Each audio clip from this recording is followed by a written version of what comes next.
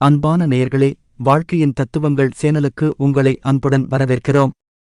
இன்று நாம் ஒரு மகத்தான ஞானியைப் பற்றிப் பேசப் போகிறோம்.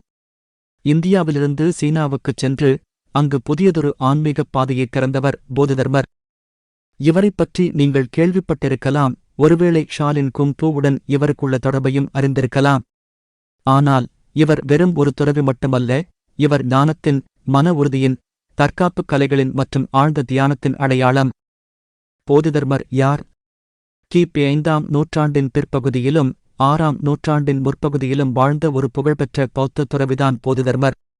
இவரைப் பற்றிப் பேசும்போது முதலில் நம் நினைவுக்கு வருவது இவரின் பூர்வீகம். பெரும்பாலான வரலாற்று ஆய்வாளர்கள் இவர் தென்னிந்தியாவைச் சேர்ந்தவர் என்று நம்புகிறார்கள். குறிப்பாக தமிழ்நாட்டின் காஞ்சிபுரத்தைச் சுற்றியுள்ள பல்லவ சாம்ராஜ்யத்திலிருந்து வந்தவர் என சில குறிப்புகள் தெரிவிக்கின்றன.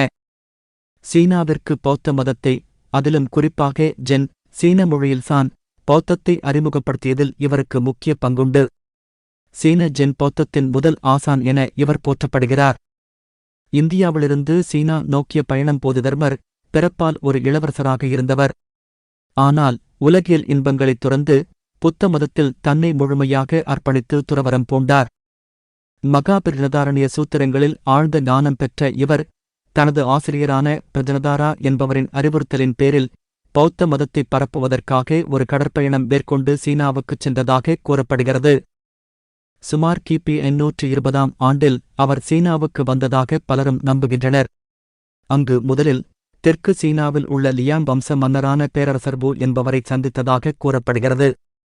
பேரரசர் வு பௌத்த மதத்திற்கு பெரிய ஆதரவாளர். பல கோவில்களைக் கட்டியவர், துறவிகளுக்கு பல உதவிகளைச் செய்தவர்.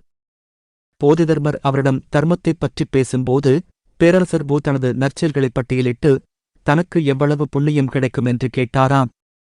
அதற்கு போதிதர்மர் ஒரு புன்னகையுடன் எதுவும் இல்லை என்று பதிலளித்தாராம். உண்மையான தர்மம் என்பது வெளிப்படையான செயல்களில் மட்டும் இல்லை. மனம் அமைதியாக காலியான நிலையில் இருக்கும்போதுதான் உண்மையான ஞானம் பிறக்கும் என்று விளக்கினார். இந்த ஆழமான பதில் பேரரசருக்குப் புரியவில்லை. போதிதர்மரின் ஆழ்ந்த ஞானத்தை அவரால் புரிந்து கொள்ள முடியவில்லை. இதன் காரணமாக போதிதர்மர் அங்கிருந்து புறப்பட்டார். ஷாலின் மடாலயத்தில் போதிதர்மர் பேரரசர் வுயை சந்தித்த பிறகு போதிதர்மர் வடசீனாவுக்குப் பயணம் செய்தார். அங்குதான் புகழ்பெற்ற ஷாலின் மடாலயத்திற்குச் சென்றார். ஷாலின் மடாலயம் இன்று தற்காப்பு கலைகளுக்குப் பெயர் பெற்றது. அங்குதான் போதிதர்மர் தனது புகழ்பெற்ற சுவர் தியானத்தை வோல்கேஜின் மெடிடேஷன் மேற்கொண்டார். மடாலயத்தில் உள்ள ஒரு குகையில் அமர்ந்து 9 ஆண்டுகள் ஒரு சுவரைப் பார்த்தவாறே ஆழ்ந்த தியானத்தில் ஈடுபட்டதாக கூறப்படுகிறது. இந்த தியானம் அவர் உடல் மற்றும் மனம் இரண்டையும் கடந்து ஆழ்ந்த ஞான நிலையை அடைவதைக் குறிக்கிறது. இதன் மூலம்தான் ஜென் தியானத்தின் அடிப்படைகளை அவர் சீனர்களுக்கு கற்றுக் கொடுத்தார். ஷாலின் தற்காப்புக் கலைகளில் தாக்கம் போதிதர்மர் ஷாலின் மடாலயத்தில் தங்கியிருந்தபோது அங்கிருந்த துறவிகள் உடல் ரீதியாகவும் மன ரீதியாகவும் பலவீனமாக இருப்பதைக் கண்டார். நீண்ட நேரம் தியானம் செய்வதால் அவர்கள் சோர்வடைந்தனர். அவர்களின் உடல் நலத்தை மேம்படுத்தவும் தியானத்தில் கவனம் செலுத்த உதவும் வகையிலும் சில உடற்பயிற்சிகளை அவர் அறிமுகப்படுத்தியதாக ஒரு கதை உண்டு.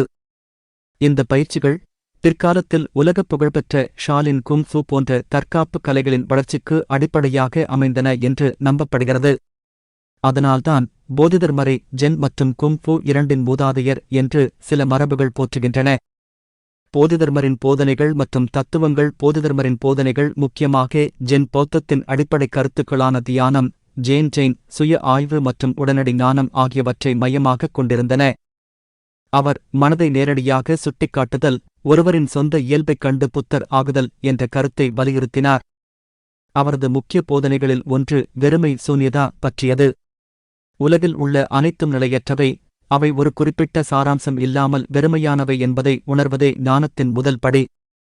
இந்த வெறுமையை உணர்வதன் மூலம் உலகில் ஆசைகள் மற்றும் துன்பங்களிலிருந்து விடுதலை பெறலாம் என்று கூறினார். மற்றொரு முக்கிய கருத்து சுவர் பார்வை வோல் கேஜின் என்பதாகும். இது வெறுமனே ஒரு சுவரைப் பார்ப்பது அல்ல, மாறாக மனம் அனைத்து வெளித்தூண்டுதல்களிலிருந்தும் விலகி உள்முகமாகத் திரும்பி ஆழமான தியானத்தில் நிலை பெறுவதைக் குறிக்கிறது. இதன் மூலம் மனம் அதன் அசல் தூய்மை மற்றும் ஒளிமயமான இயல்புக்குத் திரும்புகிறது. ஏகாவின் கதை. குருவும் சீடனும் போதிதர்மரின் புகழ்பெற்ற சீடர்களில் ஒருவர் ஹுய்கை ஹோகே. இவர் முன்னர் ஏகா என்று அழைக்கப்பட்டார். ஏகா தனது மனதின் அமைதியின்மையைப் போக்க போதிதர்மரிடம் வந்தார். நீண்ட நேரம் காத்திருந்தும் போதிதர்மர் அவரை சீடராக ஏற்றுக்கொள்ளவில்லை. தனது உறுதியையும் ஞானத்தாகத்தையும் நிரூபிக்க ஏகா ஒரு துணிச்சலான செயலைச் செய்தார்.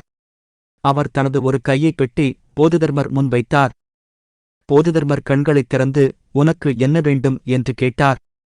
ஏகா, "மாஸ்டர், என் மனம் அமைதியற்று இருக்கிறது. தயவு செய்து என் மனதை அமைதிப்படுத்துங்கள்" என்றார்.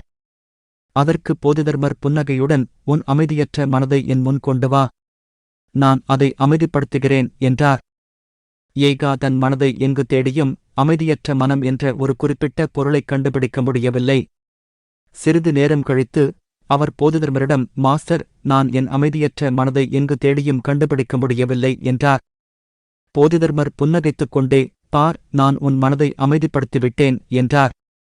இந்தக் கதை, அமைதியின்மை அல்லது துன்பம் என்பது ஒரு நிலையான பொருள் அல்ல, அது நமது எண்ணங்களால் உருவாக்கப்பட்ட ஒரு மாயை என்பதை உணர்த்துகிறது.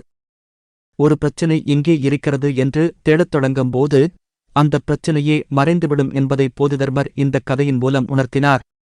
இந்த அனுபவத்திற்குப் பிறகு ஏகா போதிதர்மரின் 2வது சீன ஜென் ஆசானாக மாறினார். மரணம் மற்றும் மரபு. போதிதர்மரின் மரணம் பற்றிய பல கருத்துக்கள் நிலவுகின்றன.